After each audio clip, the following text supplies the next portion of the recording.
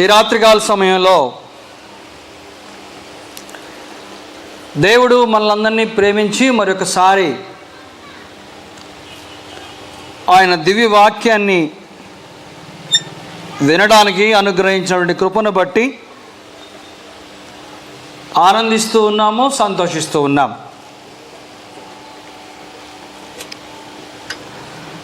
మరి విశేషంగా వాక్యాన్ని పరిపూర్ణంగా విశ్వసించి దేవుడు మన అంతరంగాలని ఆయనకు మరింత దగ్గర చేయడానికి, ఆయన స్వభావంలోకి మారటానికి ఎన్ని దశలుగా, ఎన్ని రీతులుగా మనకు సహకరిస్తూ ఉన్నారో ఇది గ్రహించటం ఆశీర్వాదకరం. ఇది గ్రహించాలి అంటే అందుకు అవసరమైనటువంటి ప్రధానమైన ఒక స్థితి ఉంది. అదేంటనగా అనుభవం, వయస్సు. ఉదాహరణకు ఒక మనిషి యొక్క వ్యక్తిగత జీవితంలో కానీ, ఒక కుటుంబంలో కానీ, ఒక ప్రాంతంలో కానీ, ఓ స్థానిక సంఘంలో కానీ, ఒక రాష్ట్రంలో కానీ, జిల్లాలో కానీ, దేశంలో కానీ, ఎక్కడైనా కొన్ని సంవత్సరాలుగా ఏం జరుగుతుందో, ఏమి సంభవిస్తూ ఉందో, వాటి వెనక దేవుని యొక్క నడిపింపు హస్తము ఎలాగుందో వివేచించాలంటే, గ్రహించాలంటే, ఒక తీర్మానానికి రావాలంటే దానికి అనుభవం కావాలి. కాలంలో జరిగినటువంటి కార్యక్రమాలని, ఆ కాల కార్యక్రమాల్లో భాగస్వాములైనటువంటి మనుష్యులని, వారి మనస్తత్వాలని, వారి పరిస్థితులన్నిటినీ ఆలోచించగలిగి వివేచించగలిగేటువంటి అనుభవం ఉన్నటువంటి వృద్ధులు కావాలి. ఆ అనుభవజ్ఞులైనటువంటి వృద్ధులు లేకపోతే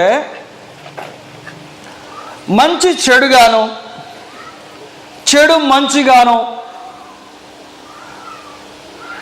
మనుషులు అర్థం చేసుకునే ప్రమాదం ఉంది. తద్వారా నీతి దుర్నీతిగా, దుర్నీతి నీతిగా ఎంచబడే ప్రమాదం ఉంది. ఈరోజు ప్రతి వ్యవస్థ ఈ సమస్య ఎదుర్కొంటున్నమాట వాస్తవం. ముఖ్యంగా దేవుని సంఘము ఈ సమస్యలో మరింత కూరుకుపోయిందని చెప్పడానికి ఏమాత్రం సందేహం లేదు. కీర్తన గ్రంథము 92వ కీర్తన ఇంతకుముందు మనం చదువుకున్నాం కదా. ఈ చదవబడ్డ వచ్చిన భాగంలో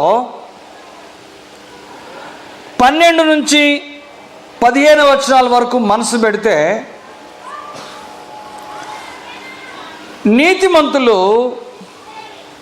ముసలితనమందు ఇంకా చిగురు పెట్టుదురు అని అర్థం అవుతా ఉంది. 12వ వచనం నుంచి 15వ వచనం వరకు రాయబడ్డ వచనాలను పరిశీలిస్తే, నీతిమంతులు ఇంకా ముసలితనమందు చిగురు పెట్టుదురు. ఎందుచేత? నీతిమంతులై ఉన్నటువంటి వారు వయస్సు ఎంత పెరిగినా పరిస్థితులను అవగతం చేసుకునేటువంటి జ్ఞానము, వివేచన, విచక్షణ వాళ్లకు ఉంటుంది కనుక, వాటి వెనకాల దేవుని యొక్క నడిపింపు హస్తము ఆనుకొని ఉంటుంది కనుక వారు చిగురుస్తారు. సాధారణంగా ఎవరైనా వయసు మీద పడుతుంది అంటే, వృద్ధాప్యానికి చేరువవుతున్నారు అని అంటే, వాళ్ళ గురించి లోకానికి ఉన్న అభిప్రాయం ఇంకా వారు దేనికి పనికిరారు అని. రిటైర్మెంట్ అప్పుడు వయసు పైబడిన తర్వాత వారు పనిచేస్తూ ఉన్నటువంటి విభాగంలో నుంచి ప్రభుత్వం తొలగిస్తారు. దాని అర్థం వారి వయస్సు ఒడిగిపోయిందని, ఇక శక్తి సామర్థ్యతలు ఇంతకుముందు చేసినంత వడిగా పని చేయటానికి సరిపోవని. అందువలన వారికి రిటైర్మెంట్ ఇస్తారు. ఉద్యోగ విరమణ అంటాం. వాస్తవానికి శరీర సంబంధమైన అనుభవము, శక్తి సామర్థ్యతలు ఈ రిటైర్మెంట్ అయినటువంటి వారికి వారి వయసులో ఉన్నంతగా లేకపోయినా, వారు రిటైర్ అయ్యే టయానికి యవనస్తులైన వారు వడిగా, వాడిగా, వేడిగా, పదునుగా, చాకచక్యంగా పనిచేయడానికి ఆ వృద్ధులైనటువంటి వారి అనుభవము ఎంతో ప్రయోజనకరమన్న సంగతి మర్చిపోతారు. కుటుంబాల్లో ఏదన్నా ఒక చిన్న సమస్య వస్తే ఆ సమయంలో గుర్తుకొచ్చేది ఎవరో తెలుసా? అంతకుముందు చనిపోయేటువంటి ఆ కుటుంబ పెద్దలు. ఆ పెద్ద ఆయన ఉంటే ఈ కుటుంబానికి ఈరోజు ఎంత అండగా ఉండేదో కదా అని అంటాం కదా. ఈరోజు ఆ కుటుంబాలకు పెద్ద దిక్కు లేకుండా పోయింది అని అంటాం కదా. ఈరోజు ఆ స్థానిక సంఘం బలమైన నాయకత్వాన్ని కోల్పోయింది అని అంటాం కదా. ఏమర్థమవుతుంది ఇందులో? వృద్ధాప్యానికి చేరువయ్యేటువంటి వారి యొక్క అనుభవము ఎంతో ప్రాముఖ్యమైంది. కుటుంబానికైనా, సంఘానికైనా, సమాజానికైనా, మరి ఏ వ్యవస్థకైనా వారు భద్రం చేయబడతారు దేవుని చేత. వారి అనుభవము వాడబడుతుంది దేవుని యొక్క ప్రణాళికలో. ఎప్పుడు ఎప్పుడు వారు నీతిమంతులై ఉంటే, దేవుని యందు భయభక్తులు కలిగి ఉన్న వారైన వారై ఉంటే, వారిని దేవుడు అద్భుతంగా వాడుకుంటాడు. గ్రామాల్లో కానీ, పట్టణాల్లో కానీ, పల్లెల్లో కానీ, కాలనీల్లో కానీ సామాజిక పరమైనటువంటి సమస్యలు పరిష్కరించడానికి ఈ అనుభవజ్ఞులైనటువంటి వయోవృద్ధులు అవసరము. ఈరోజు వారి లేని కారణంగా, వారి అనుభవం మరుగుపడినటువంటి కారణాన సున్నితమైనటువంటి సమస్యలు సంఘాలను పాడు చేస్తూ ఉన్నాయి, కుటుంబాలను కుంగజేస్తూ ఉన్నాయి. అంతేకాదు, అనుభవజ్ఞులైనటువంటి వారి కుటుంబాల్లో లేకపోవటం వల్ల కుటుంబాల్లో జరిగేటువంటి కొన్ని ప్రాముఖ్యమైనటువంటి కార్యములు కూడా ఒడిదుడుకులతో నడుస్తూ ఉన్నాయి. ఈ సమయంలో ఈ 92వ కీర్తన ఆధారం చేసుకొని దేవుడు వృద్ధులైనటువంటి వారిని ఆయా కాలాల్లో ఏ రీతిగా దేవుని మహిమార్థమై వాడుకున్నారో కొన్ని ఉదాహరణలు మేము దంచుతాను. ఇంతకుముందు చెప్పా కదా, వృద్ధుల యొక్క అవసరత, ప్రాముఖ్యత, వారిలాగా వర్ధిల్లుతారో. వృద్ధులు చేయగలిగిన గొప్ప పని ఏంటంటే, యెహోవా దేవుని యొక్క పరిపాలనలో, ఆయన ఏలుబడిలో, ఆయన చిత్తంలో జరిగించబడేటువంటి ఆలోచనలు, కార్యాలని సరిగా అంచనా వేయగలుగుతారు. 92వ కీర్తన 5వ వచనాన్ని మేము గుర్తు చేస్తా ఉన్నాను.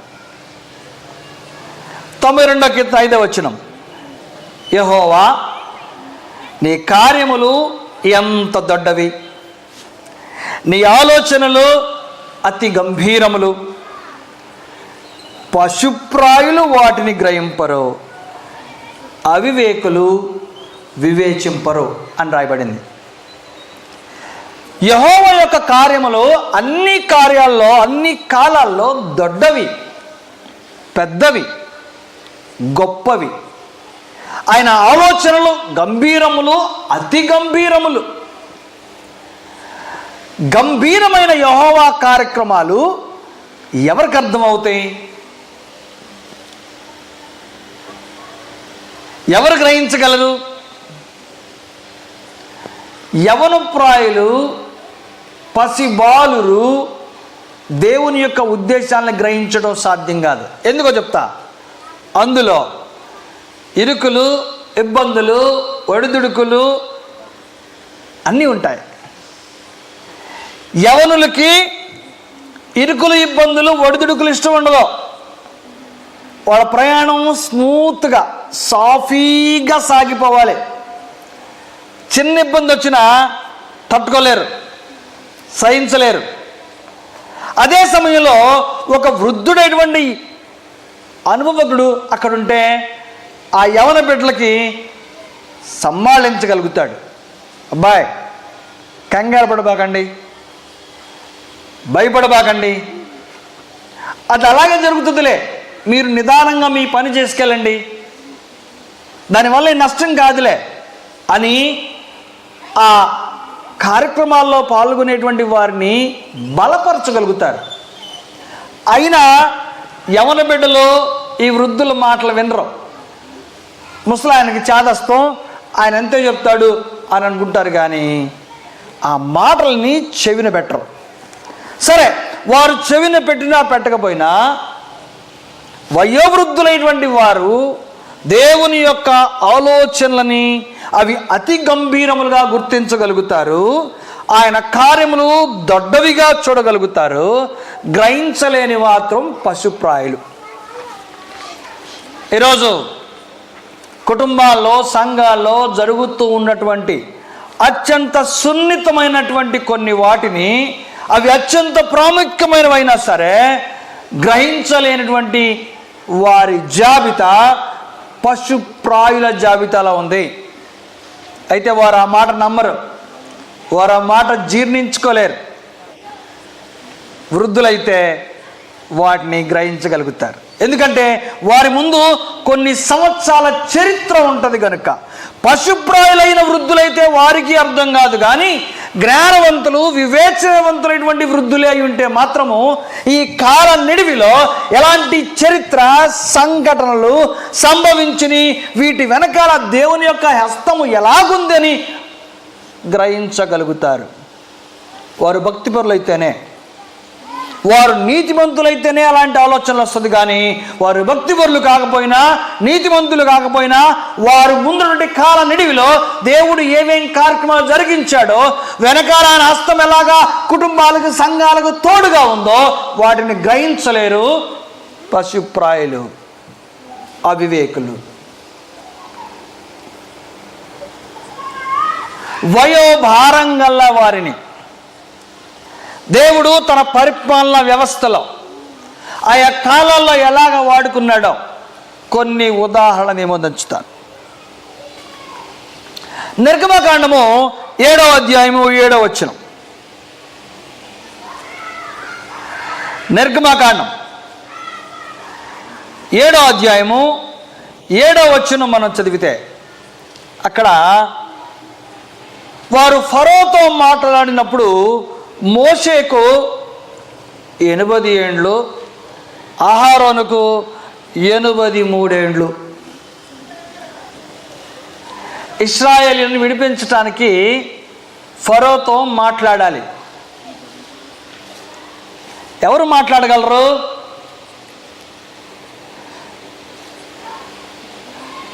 దూకుడు స్వభావం ఉన్నటువంటి యవనస్తుల, బాగా విద్యావంతులైనటువంటి కుర్రవారా? ఎవరు మాట్లాడగలరు? 80 ఏండ్ల వయసు ఉన్నటువంటి మోషే, 83 ఏండ్ల వయసు ఉన్నటువంటి మోషే యొక్క అన్న అయిన అహరోను వేరెద్దరూ రాజు వద్దకు పంపబడ్డారు. ఎందుకు? రాజు ఎంత తెలివిగా, ఎంత జ్ఞానంగా, కుయుక్తియుక్తులతో మాట్లాడినా దానికి సూటిగా సమాధానం చెప్పగలగటానికి కావలసిన వయస్సు, అనుభవము మోషేకి, అహరోనులకు దేవుడు ఉంచి ఇచ్చి పంపాడు కనుక 80-83 వారి వయస్సు గుర్తుపెట్టుకోవాలి. నిజానికి మోషే 90వ కీర్తన రాసినప్పుడు 10వ వచనంలో ఏమని రాశాడు? మనిషి యొక్క కాల పరిమితి 70 సంవత్సరములు, అధిక బలము ఉన్న ఎడల 80 సంవత్సరములు.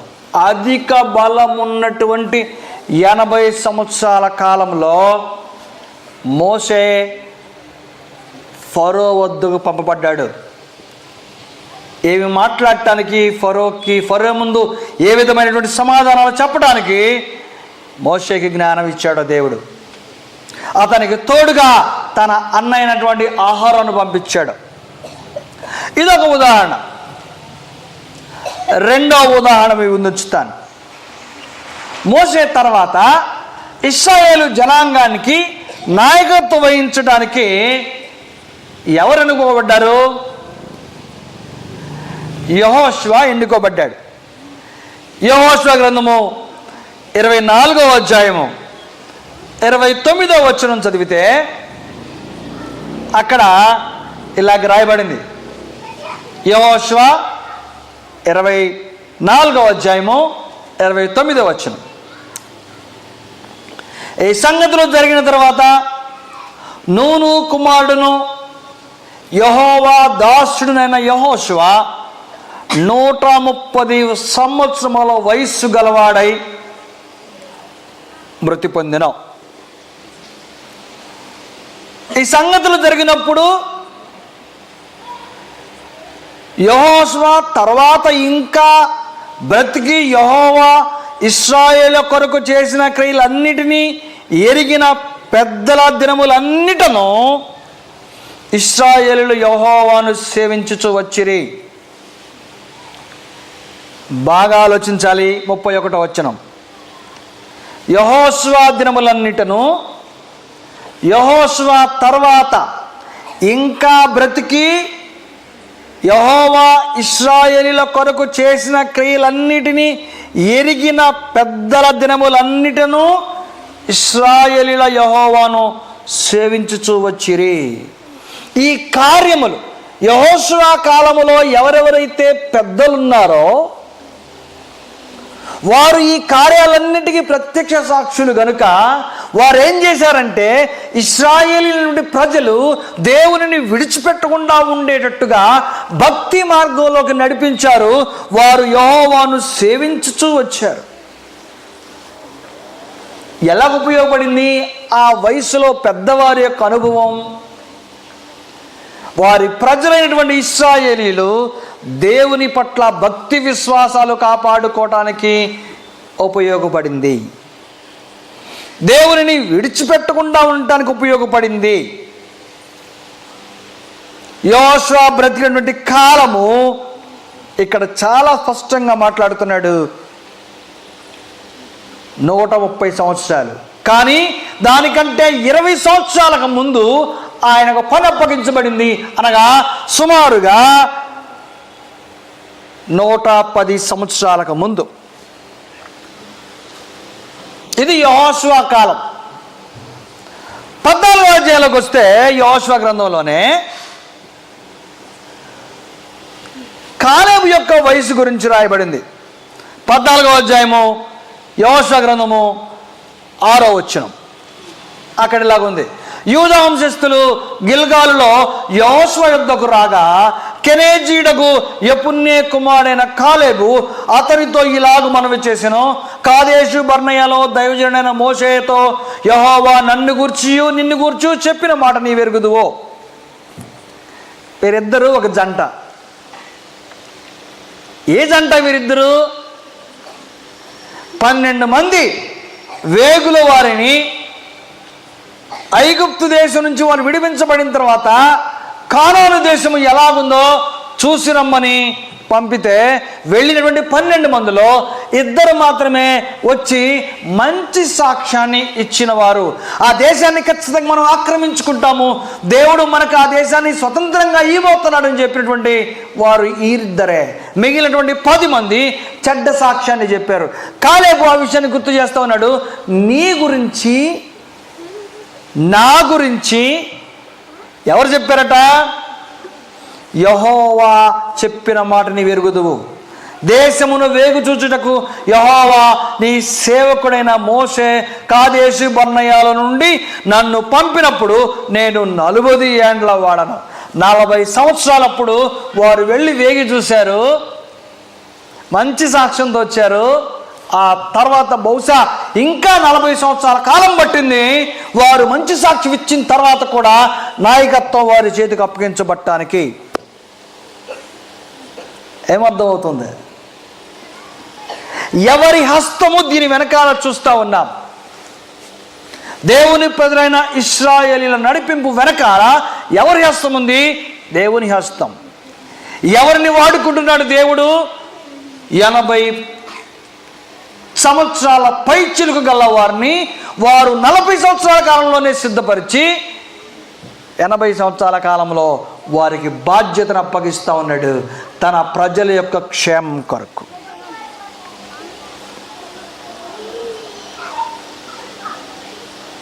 ఆ తర్వాత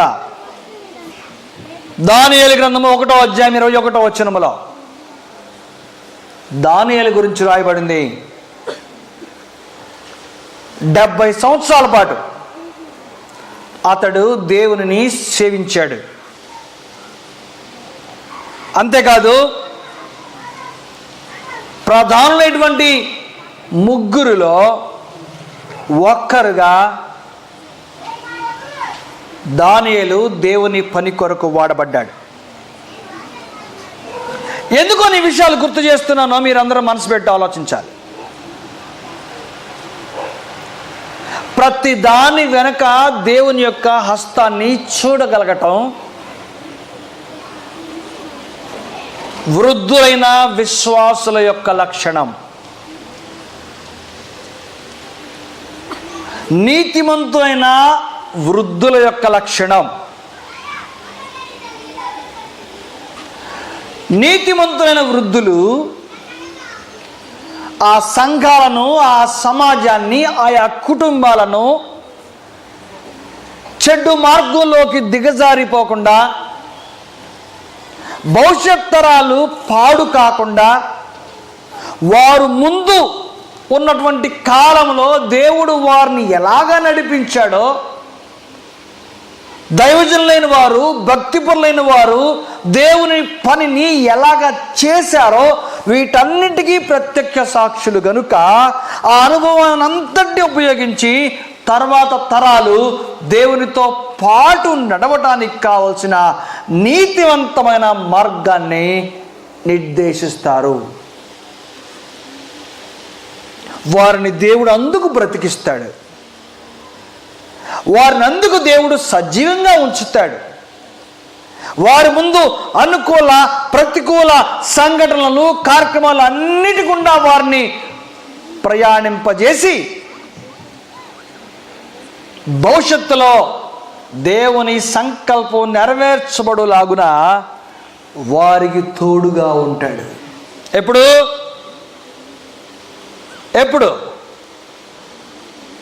వృద్ధులైన వారు యవన ప్రాయం నుంచి భక్తి పరులైన నీతిమంతులై ఉంటే, దేవుని యందు భయభక్తులు కలిగి ఉన్న నీతిమంతులై ఉంటే వారు సరిగా వివేచించగలుగుతారు. వారు సరిగా వివేచించలేకపోతే ఎంత పెద్ద ప్రమాదం, చెప్పటానికి వీల్లేనంత ప్రమాదం. దొడ్డ కార్యములైనటువంటి యెహోవా కార్యములని వివేచించటానికి వారి అనుభవం సరిపోదు. అనుభవజ్ఞుడైన వాడు, దేవునితో సహవాసము కలిగి ఉన్నవారు ప్రతి పరిస్థితిని వివేచించగలుగుతారు. అనుకున్నదే తడువుగా కార్యక్రమాలు చక చక చక చక జరిగిపోవాలని ఆరాటపడరు, నిదానించి చూడగలుగుతారు. ఉడుకు రక్తం, దుడుకు స్వభావం గలవారికి సామాజిక సంబంధమైన అధికారము చేతికొస్తే, మరలా చెప్తా ఉన్నాను, ఉడుకు రక్తం దుడుకు స్వభావం గల వారికి సామాజిక సంబంధమైన లేకుంటే కుటుంబ సంబంధమైన మరి దేని సంబంధమైన వ్యవహారాలైనా నడిపించడానికి అధికారం వారి చేతికి అప్పగించబడితే అక్కడ నుండి ఆ వ్యవస్థ కుప్పగూలిపోవటమే. భవిష్యత్ తరాల్లో జ్ఞానవంతులైన వారు ఆ వ్యవస్థలో నుంచి బయటికి రారు. భవిష్యత్ తరాల్లో సమాజాన్ని సంఘాన్ని కాపాడగలిగిన వారు ఆ వ్యవస్థలో నుంచి బయటికి రారు. చూడండి, మోసే ఆహారంలకి ఎంత గొప్ప బాధ్యత అప్పగించడం వెనకాల ఏముందో. వారి భక్తి జీవితమే కదా.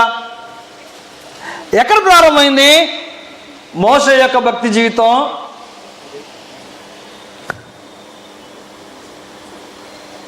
జమ్ము పెట్టెలో ప్రారంభమైంది. మోసే బ్రతకవలసిన వాడు కానే కాదు. ఎందుకు? ఇశ్రాయేలీలో మగబిడ్డ పుడితే చంపమని దాదీలకు ఆజ్ఞాపించాడు ఫరో. ఏ ఇంట్లో తల్లి బిడ్డను కడిగి కని కెవ్వున కేక పెట్టగానే ఏడ్పు విని మంత్రసానీయులు వెళ్ళి ఆ బిడ్డ మగబిడ్డ అని తెలియగానే బొడ్డు కత్తిరించకుండానే చంపేసేటువంటి దినాలవి. కానీ ఒక తల్లి యొకోబెతు తన కుమారుడైనటువంటి మోషేని పురిట్లోనే భద్రం చేసి తనకు దూరం చేసుకుంది. జమ్ము పెట్టెలో పెట్టి ఈ బిడ్డను కాపాడుకోవాల్సిన బాధ్యత నీదేనయ్యా, వీడొక్కడ బ్రతికితే నా జనాంగం అంతా తప్పించబట్టానికి నీ చేతి పనిముట్టుగా వాడబడతాడని మనసారా నమ్మిందేమో. అక్కడ వేయబడ్డాయి మోషే భవిష్యత్తుకి అవసరమైనటువంటి ప్రణాళికలు. అక్కడి నుండి ఎక్కడికి వెళ్ళాడు? ఎవరైతే తన ప్రాణాన్ని జూచుచున్నారో ఆ ఇంట్లోనే తాను 40 సంవత్సరాలు పెరగాల్సి వచ్చింది.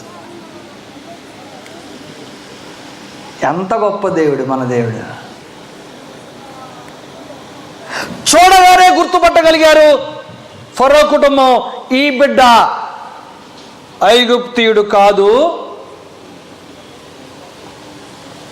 ఇశ్రాయేలీయుడని. కానీ చంపడానికి వీలు లేకుండా ఉండేటువంటి పరిస్థితులు దేవుడు కలుగు చేశాడు. ఎందుచేత? మోసే పెరిగి పెద్దవాడైన తర్వాత దేవుని యొక్క రాజ్య వ్యాప్తి కొరకు, బానిసలుగా బ్రతుకుతున్న యూదుల విడుదల కొరకు వాడబడాలి, నాయకత్వం వహించాలని దేవుని యొక్క ప్రణాళికలో ఉన్నది కనుక దానికి సరిసమానంగా మోసే భక్తి విశ్వాసాలను కాపాడుకున్నాడు గనుక 80 సంవత్సరాలు వచ్చిన తర్వాత కూడా దేవుడు తనను వాడుకున్నాడు.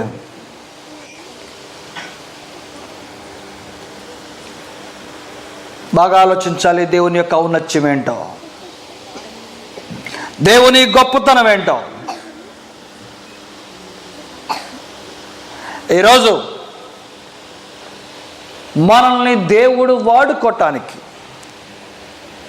మన చుట్టూ జరుగుతున్నటువంటి కార్యక్రమాల్ని వివేచించటానికి, గ్రహించటానికి, మనము అవివేకుల జాబితాలో లేకుండా పోవటానికి నీతిమంతులుగా పిలువబడాలి. నీతివంతమైన మార్గములో నడవగలగాలి. నడిస్తే ఏం జరుగుతుంది?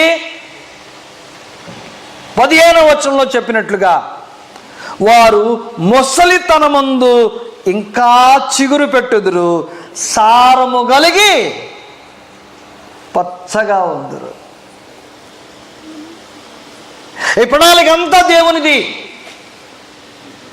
వారికి వృద్ధ భారము, వయో భారము, ముసలి భారము వారికి తెలియకుండా దేవుడు స్వయంగా వారిని నడిపిస్తాడు, తన మహిమార్థమై వాడుకుంటాడు. ప్రియమైన వారలారా, మోషే అహరోన్ల ఉదాహరణ మీ ముందుంది. యెహోషువ కాలేబుల ఉదాహరణ మీ ముందుంది. దానియేలు కూర్చున్నటువంటి ఉదాహరణ మీ ముందుంది. అంతేకాదు, లూకా సువార్త 2వ అధ్యాయము 25 నుంచి 38వ వచనం వరకు మనం చదివితే, యేసు ప్రభు సున్నతి చేయబట్టానికి యెరూషలేము దేవాలయంకు తీసుకురాబడ్డారు. అక్కడ 2 వృద్ధులు. ఎవరు వారు? సిమయోను, హన్నా. చౌతాన వచనాలు లూకా సువార్త 2వ అధ్యాయము 25వ వచనం. ఏమి రాయబడింది అక్కడ? యెరూషలేమునందు సిమయోను ఒక మనుషుడును, అతడు నీతిమంతుడును భక్తిపరుడయుండి ఇశ్రాయేలు యొక్క ఆదరణ కొరకు కనిపెట్టువాడు, పరిశుద్ధ ఆత్మ అతని మీద ఉండెను. నా ప్రియ సంఘమా, సిమయోను గురించి రాయబడ్డ ఈ మాటలు ఒక్కసారి జ్ఞాపకం చేసుకోవాల్సిందిగా నేను కోరుతా ఉన్నాను. ఇక్కడ ఉన్నవారైనా, ఈ శబ్దయంత్రం ద్వారా వాక్యాన్ని వింటున్న వారు ఎవరైనా,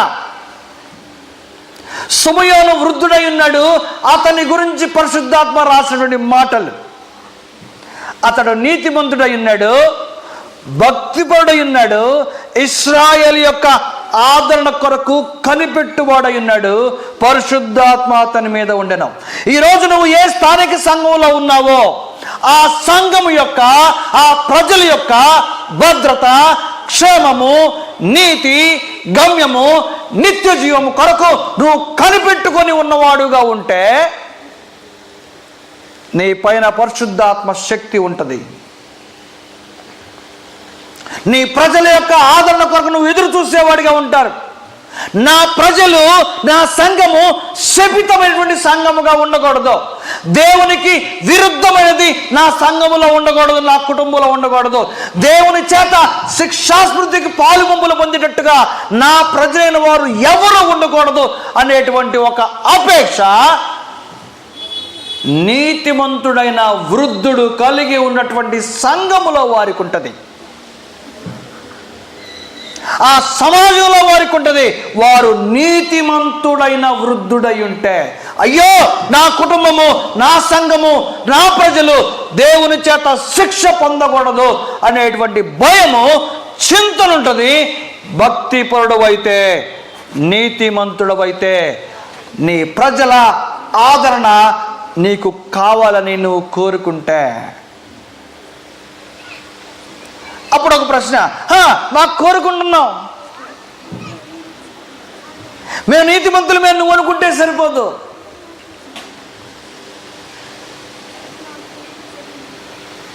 నీ ముందు గడిచినటువంటి కాలం అంతటిలో దేవుడు కార్యములు ఎలాగా జరిగిస్తూ వచ్చాడో వివేచించగలిగే వాడవై నీ ఉండాలి. నీ వయసు ఒక్కటే సరిపోదు,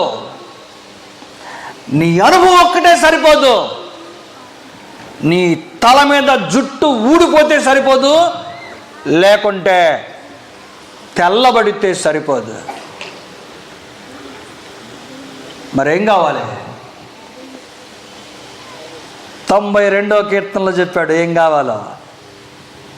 దేవుని కార్యములు ఎలా ఉంటాయంట? బహుదొడ్డవి, ఆయన ఆలోచనలు గంభీరములు, పశుప్రాయులు వాటిని వివేచింపరు. జరుగుతూ ఉన్నటువంటి కార్యములు వెనకాల దేవుని హస్తాన్ని నువ్వు చూడలేకపోయావంటే నీ వయసుతో సంబంధం లేకుండా నువ్వు పశుప్రాయుడు అని అర్థం. దేవుని నీతితో పాటు నువ్వు భక్తి గలవాడవై ఉండుంటే నువ్వు నీతిమంతుడు అర్థవు. నువ్వు వృద్ధాప్యంలో కూడా నువ్వు, నీ కుటుంబం, నీ సంఘం చిగురిస్తుంది.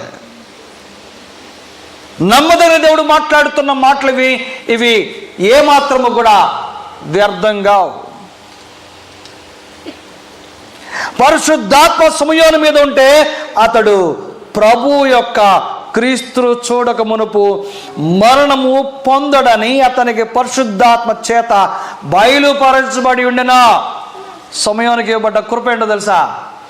అతడు వృద్ధాప్యంలో ఉన్నాడు, కానీ దేవుని కృపకు ప్రతిరూపమైన యేసును కళ్ళారా చూసే వరకు అతడు మరణం చెందడని ప్రవచనం. యేసు ప్రభు ఆయన చేతులకు అప్పగించబడిన తర్వాత ప్రభునెత్తుకొని సమయం అన్న మాట చూడండి. నాథా, 29వ వచనం, ఇప్పుడు నీ మాట చొప్పున సమాధానముతో నీ దాసుని పోనిచ్చుచున్నావు. అన్యజనులకు నిన్ను బయలుపరచుటకు వెలుగుగాను, నీ ప్రజలైన ఇశ్రాయేలుకు మహిమగాను, నీవు సకల ప్రజల ఎదుట సిద్ధపరిచిన నీ రక్షణ నేను కన్నులారా చూచితిని. పరవశించిపోయాడు సమయాను యేసు ప్రభుని రోజుల బిడ్డగా ఎత్తుకొని. ఏ ఆశీర్వాదం ఉంది సమయాని మీద? దేవుని కృపను కళ్ళారా చూసే వరకు ఆయనకు మరణం ఆవరించదట. చూడగానే గుర్తుపట్టాడు, నాథా నువ్వు చెప్పినటువంటి ప్రవచనం నెరవేరుతుంది, చూశాను, ఇంకా ఈ కాలాన్ని విడిచిపెట్టేసేస్తాను, నీ దగ్గరకు వచ్చేస్తానయ్యా, నువ్వు చెప్పిన ప్రవచనం నెరవేరింది అన్నాడు. ఎందుకొని ఆ దినం వరకు సమయను సజీవుడిగా ఉన్నాడు తెలుసా? తన ప్రజల క్షేమం కొరకు ఆశతో అపేక్షతో ఎదురు చూస్తూ ఉన్నవాడు.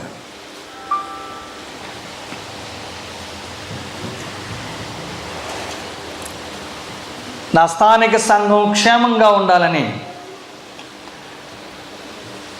నా కుటుంబము దేవుని చేత దీవించబడాలని కోరుకునేటువంటి వృద్ధులైన వారు ఎక్కడున్నారా?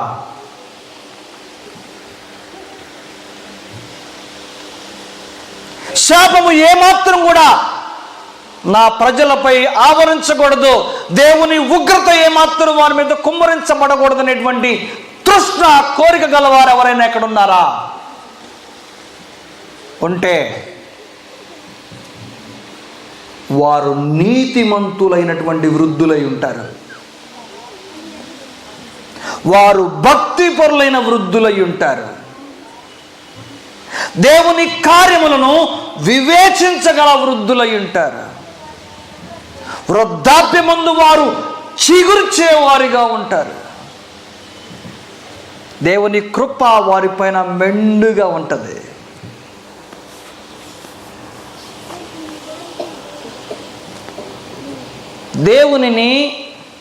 దేవుని నీతిని కన్న తల్లిదండ్రులను చులకనగా నిర్లక్ష్య వైఖరితో చూస్తూ ఉన్నటువంటి తరం ఇప్పుడుంది. ఆ తరము అదే అవిధేయతతో పెంచబడి పాలనా వ్యవస్థలోకి వచ్చింది. పెత్తనం చేసే వయసు వచ్చింది. శాసించేటువంటి దమ్ము ధైర్యం కలిగింది. ఆ చుట్టూ ఉన్నటువంటి తల నెరిసిన వృద్ధులు ఎవరు కూడా వాళ్ళని ఆపలేకపోతున్నారు. నాయనలారా, మీరు మాట్లాడుతున్న మాట దైవ చిత్తానుసారమైంది కాదని నిలువరించలేకపోతున్నారు. ఆడింది ఆటగా, పాడింది పాటగా, మా మాట చలమనవుతుంది, ఎదురు లేదు అనుకొని విర్రదీగుతున్నారేమో. గుదిగాళ్ళ నరాలు దేవుడు తెంచుతాడు.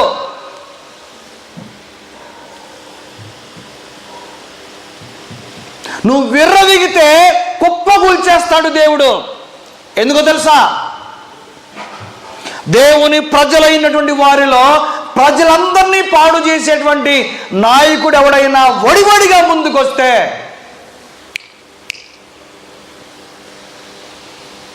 వాడు దేవుని తీర్పులోకి నిలబడాల్సిందే.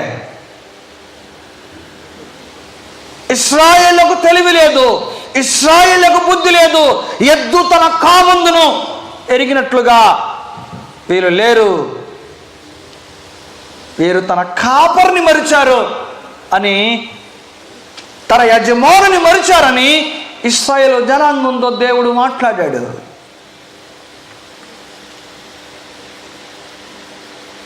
దానిని ఎవరు గుర్తు చేయగలరు? ఎవరు దాన్ని పదే పదే జ్ఞప్తికి తేగలరు? వారి కళ్ళ ముందు నడిచినటువంటి చరిత్రకు ఎవరైతే సాక్షాత్కారంగా ఉన్నారో వారు మాత్రమే చెప్పగలరు. వారే నీతిమంతులు కాకపోతే, వారే దేవుని ఆత్మచేత నడిపించబడకపోతే సత్యము సమాధైపోతుందని మీరు అనుకుంటారేమో. దేవుడు లేపవలసిన వాడిని లేపుతాడు, చరిత్రను సజీవంగా ఉంచుతాడు. ఎందుకంటే ప్రణాళిక దేవునిది, ఆయన కార్యములు దొడ్డవే. నీతిమంతుడు, జ్ఞానవంతుడు వాటిని వివేచించగలడు, కానీ పశుప్రాయుడు మాత్రమే వివేచించలేడు. పశుప్రాయుడు మాత్రమే వివేచించలేడు. ఆయన ఉద్దేశాలు చాలా గంభీరములు.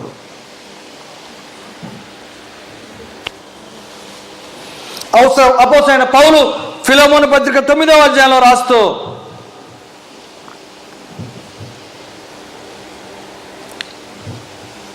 ఫిలెమోను 9వ వచనం పౌలు ఇలాగంటా ఉన్నాడేమని,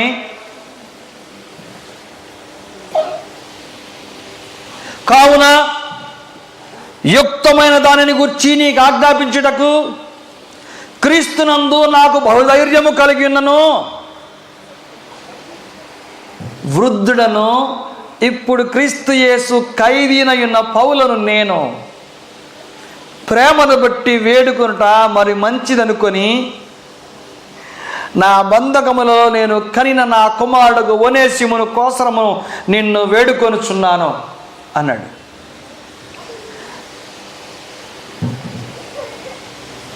పౌలు తన వయోభారం మీద పడుతూ ఉంది. తనలో శక్తి సామర్థ్యతలు ఇంతకుముందు యవన ప్రాయంలో ఉన్నంతగా లేవు. కానీ తాను వృద్ధుడైన తర్వాత క్రీస్తు యేసు యొక్క ఖైదీగా ఉండి పౌలుగా ఉండి వేడుకున్నాడట. ఎవరి కొరకంటే, నా బంధకాల్లో నేను కనిన నా కుమారుడు ఒనేసిము కొరకు నిన్ను వేడుకొనుచున్నాను. ఒనేసిమును గురించి ఒక చరిత్ర ఈ ఫిలెమోను పత్రికలో ఉంది.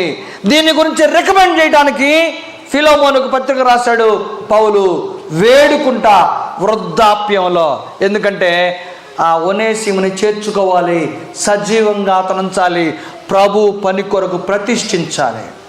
వృద్ధుడై ఉండి పౌలు వేడుకున్నాడట, ఒక విశ్వాసి యొక్క ఆత్మీయ జీవితం నిమిత్తమై. ఈరోజు తల నెరిసి వృద్ధులయుండి చెడ్డ ప్రణాళికలు, సంఘమును పాడు చేసేటువంటి దుష్ట కార్యక్రమాలు, రచనలు, ప్రణాళికలు, ఎత్తుకు పై ఎత్తులు,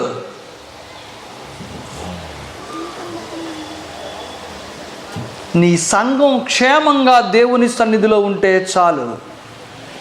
నీ దృష్టి ఇదై ఉండాలి. నీ కుటుంబాన్ని దేవుడు నిండుగా ఆశీర్వదించాలని నువ్వు కోరుకోవాలి.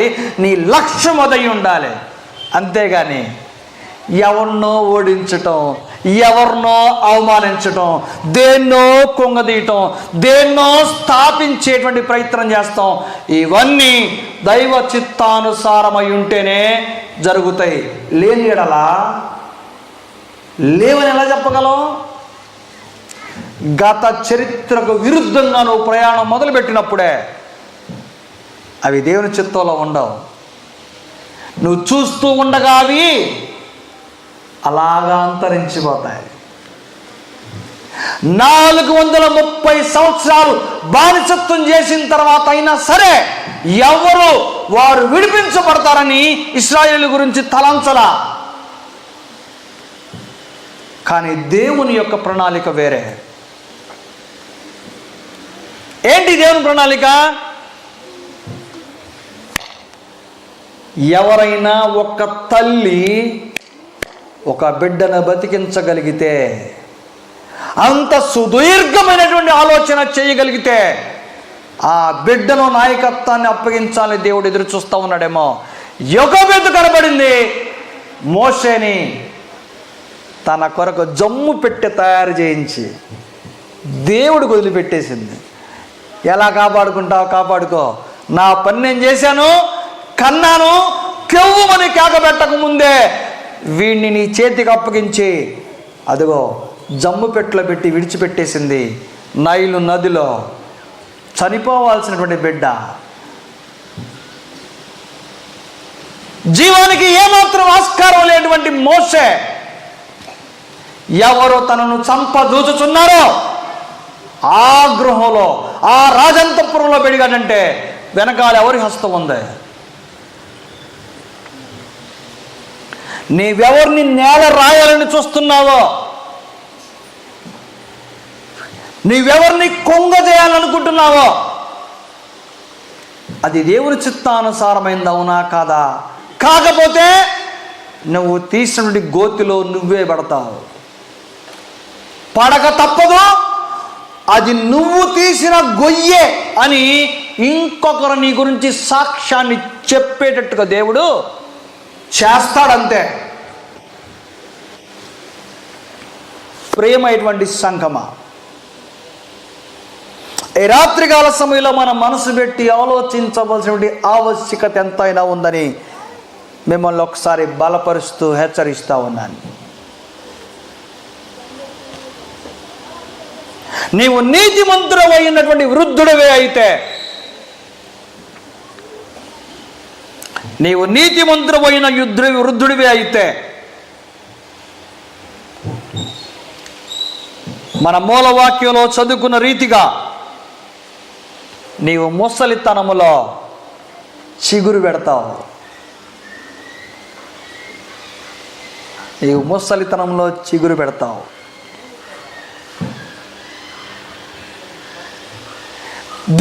ఈ పనికి, ఈ దేవుని కార్యానికి ఆటంకాలు కలుగు చేసే వాళ్ళందరూ కూడా చెదిరిపోతారు. ఎందుకు? ఆయన కార్యాలు దొడ్డవి, ఆయన ప్రణాళికలు మానవ జ్ఞానానికి అందనంత గొప్పవే. ఇది అతిశయంతో కూడినటువంటి అంశం కానే కాదు, సందర్భం అసలే కాదు. దేవుని భక్తి జ్ఞానానికి ప్రత్యక్షత.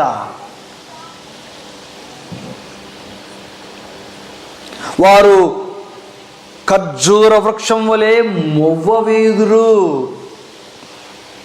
12వ వచనం, లెబనోను మీది దేవదారు వృక్షం వలె వారు ఎదుగుదురు.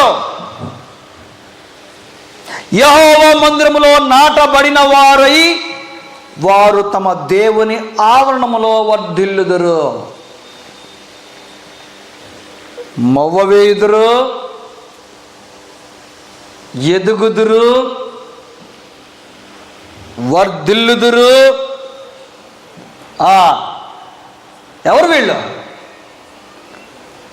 ఎవరు? ఎవరి గురించి ఎదుగుతారని, వర్ధిల్లుతారని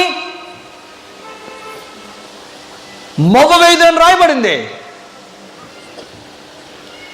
నీతిమంతులైన వారు, నీతిమంతులైన వృద్ధుల గురించి రాయబడినటువంటి మాట. వర్ధిల్లుతూ ఏమంటారట?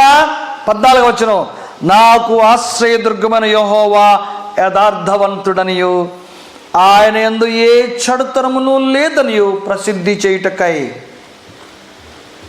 ఆయనకు గౌరవం, ఘనత, మహిమ, ప్రభావములు ఆపాదించడానికై వీరు వర్ధిల్లునట్లు దేవుడు కృప చూపిస్తాడు. వర్ధిల్లునట్లు.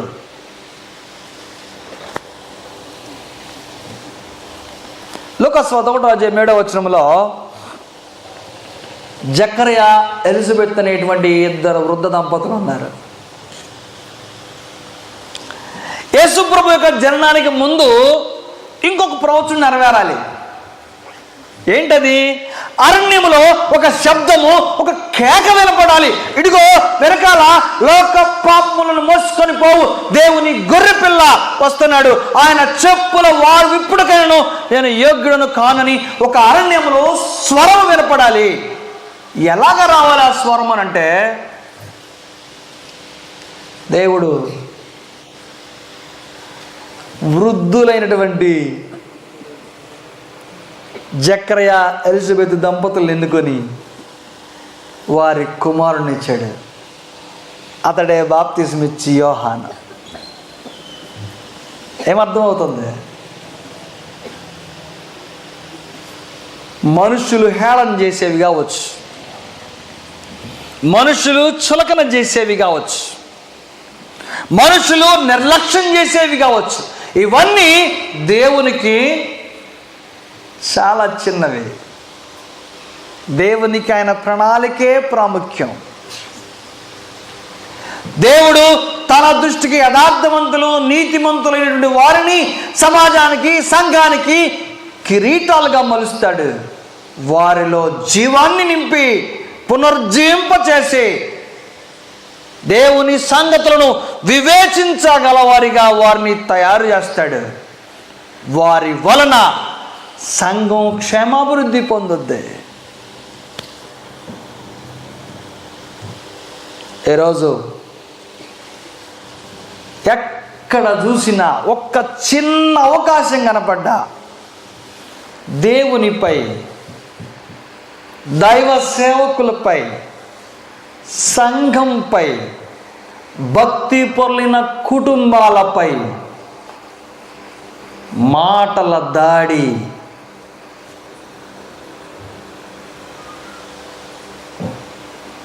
ప్రతీకారెచ్చతో రగిలిపోయేటువంటి కుయుక్తి పన్నాగాలు, కుటుంబాలను కూల్చేటువంటి ఆలోచనలు, అవమానపరిచేటువంటి హీన ప్రణాళికలు,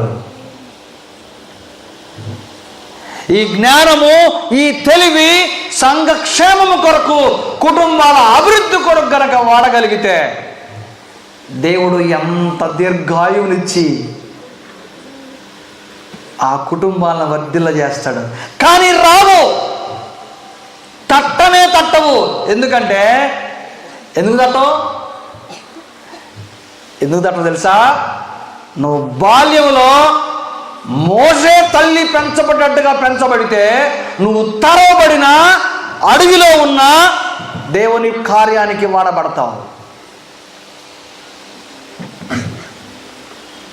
మోసే తల్లి పెంచినట్లుగా పెంచబడ్డవారు కాదు ఇప్పుడున్నవారు. చిన్నప్పుడు ఎన్ని యుక్తులో వృద్ధులైనాక అన్ని కుయుక్తులు కనపడతా ఉన్నాయి.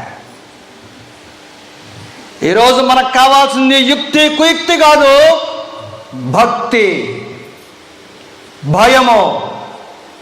నీ దేవుడు ఏలుచూ ఉన్నాడు అని నీ ముందు తరాల వారు, భక్తి గలవారు రచించి ముందుకు నడిచి వెళ్ళినటువంటి ఆ చరిత్ర పట్ల సరైన అవగాహన నీకుంటే దేవునికి భయపడతావు. నీ అవగాహనలో కనుక లోపం ఉంటే నీ భావి తరాలకు కీడు చేసేటువంటి ఒక పునాది రాయిగా నువ్వు మిగిలిపోతావు.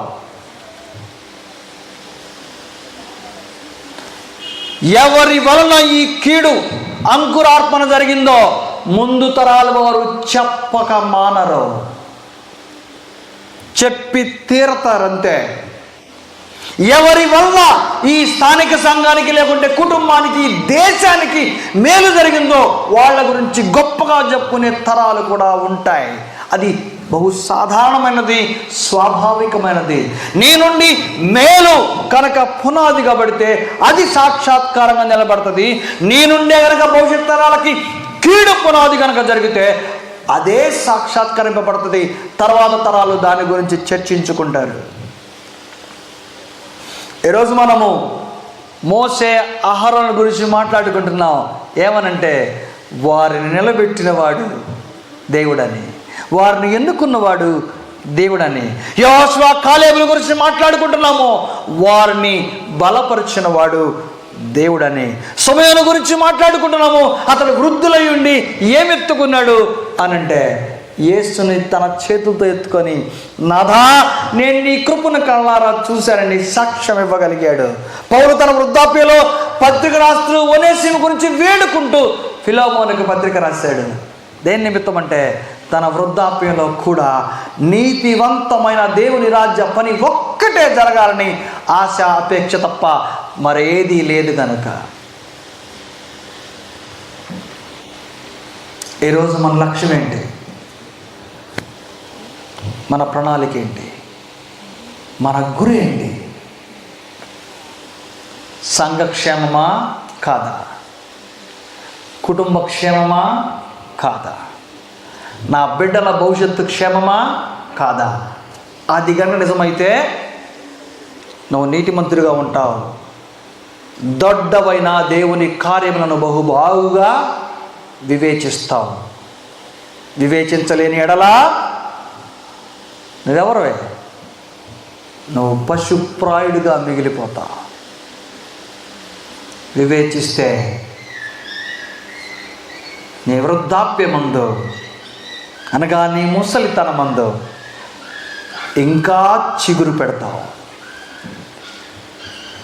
నువ్వు వెతుకుతావు దేవదారు వృక్షం వలె, నువ్వు మొయ్య వేస్తావు ఖర్జూర వృక్షం వల్లే.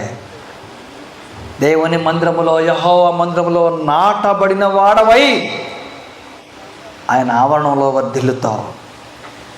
దేవుని కొరకు సాక్షిగా ఉంటావు. అటువంటి సాక్షిగా మనమందరము ఉండాలని, వృద్ధాప్యంలో కూడా వర్ధిల్లేవారిగా, మొవ్వ వేసేవారిగా, చిగురు పెట్టేవారిగా దేవుడు మనల్ని సజీవంగా ఉంచులాగున దేవుని యందు భయభక్తులు కలిగి ఉన్న నాయకులుగా బ్రతకాలని. అటువంటి నాయకులుగా అయిన వారు మీ కుటుంబాల్లో నుండి రాగలిగేటట్టుగా ఇక్కడ శబ్దయంత్రం ద్వారా కానీ, ఇక్కడ ఉంటున్న వారి ద్వారా కానీ, ఈ సంగతులు వింటున్న వారు వారి బిడ్డల పట్ల బహు జాగ్రత్త వహించవలసిందిగా తెలియజేస్తూ ఈ మాటలను ముగిస్తున్నాను. దేవుడి కృప మనందరికీ తోడై ఉండును గాక.